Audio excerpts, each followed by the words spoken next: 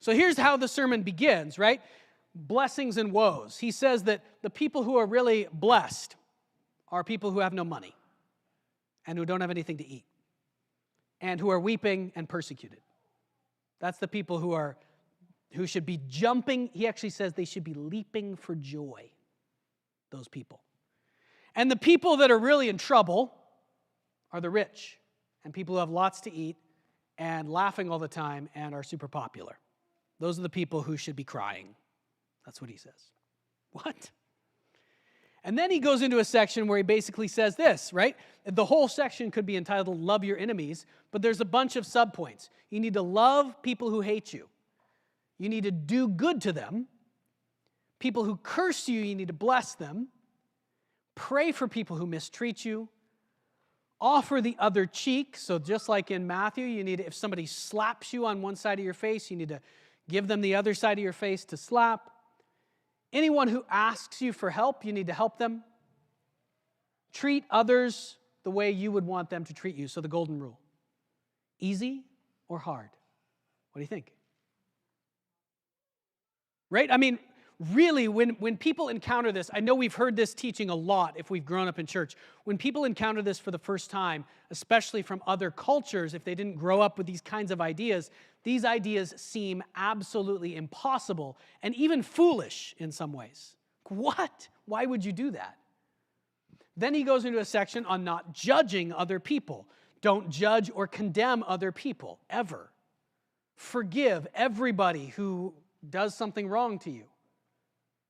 The measure you use will be measured to you. You got to be gracious with other people and correct yourself before you correct other people. How often does that happen in the world? And then finally, he wraps up with this section. This is pretty much the whole Sermon on the Plain, right? He wraps up with this section. A good tree doesn't bear bad fruit, or vice versa. So what's on the inside? It's what's on the inside of a person that determines what comes out. It's not all the stuff that's happening to you that wrecks your life or makes your life good or bad. It's what's inside of you, regardless of your circumstances. That's what makes life good or bad. People are known by their actions as a tree is known by its fruit, because what's on the inside of a person always comes out. So what you've got to actually change is what's deepest inside of you. Okay. So that's basically the sermon, right?